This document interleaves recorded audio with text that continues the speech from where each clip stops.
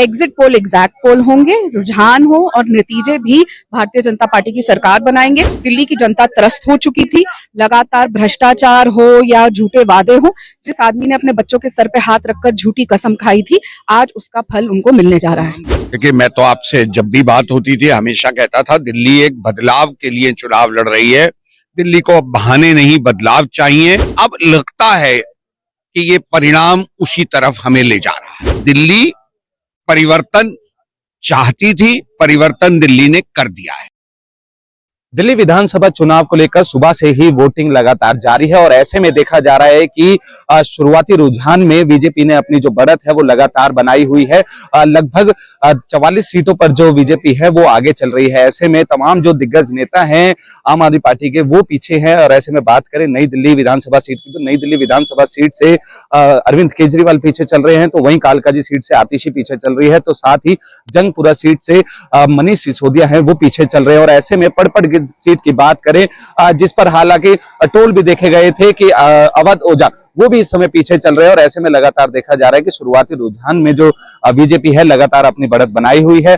44 सीटों पर लगातार बीजेपी आगे चल रही है। ऐसे में अगर बात करें नई दिल्ली सीट की, तो नई दिल्ली सीट से परवेश वर्मा बीजेपी से आगे चल रहे हैं, तो वहीं कालकाजी सीट से बीजेपी से जो रमेश बिदूरी है वो आगे चल रहे हैं। और ऐसे में देखा जा रहा है कि तमाम जो दिग्गज नेता है आम आदमी पार्टी के वो पीछे चल रहे हैं और साथ ही बीजेपी लगातार अपनी जो बढ़त है वो बनाई हुई है। एग्जिट पोल एग्जैक्ट पोल होंगे, रुझान हो और नतीजे भी भारतीय जनता पार्टी की सरकार बनाएंगे। दिल्ली की जनता त्रस्त हो चुकी थी, लगातार भ्रष्टाचार हो या झूठे वादे हो। जिस आदमी ने अपने बच्चों के सर पे हाथ रखकर झूठी कसम खाई थी, आज उसका फल उनको मिलने जा रहा है।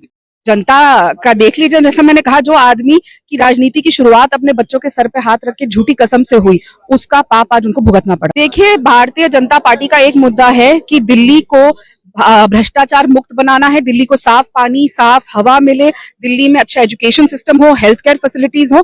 और यही मुद्दे लेकर हम ग्राउंड पे गए थे। यही धोखा दिल्ली की जनता को दिया गया और यही अब दिल्ली की जनता को मिलने जा रहा है। साफ पानी, साफ हवा, health care facilities, schools, toilet को क्लासरूम नहीं गिना जाएगा, भ्रष्टाचार जीरो होगा और दिल्ली डिजर्व्स बेटर। देखिए, मैं तो आपसे जब भी बात होती थी हमेशा कहता था दिल्ली एक बदलाव के लिए चुनाव लड़ रही है। दिल्ली को अब बहाने नहीं, बदलाव चाहिए। और अब लगता है कि ये परिणाम उसी तरफ हमें ले जा रहा है।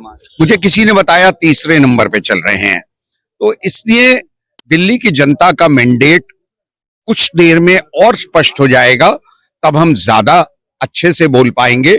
मगर फिलहाल यही लग रहा है कि दिल्ली परिवर्तन चाहती थी, परिवर्तन दिल्ली ने कर दिया है। हमारे को दिल्ली में बहुत मेहनत करनी होगी।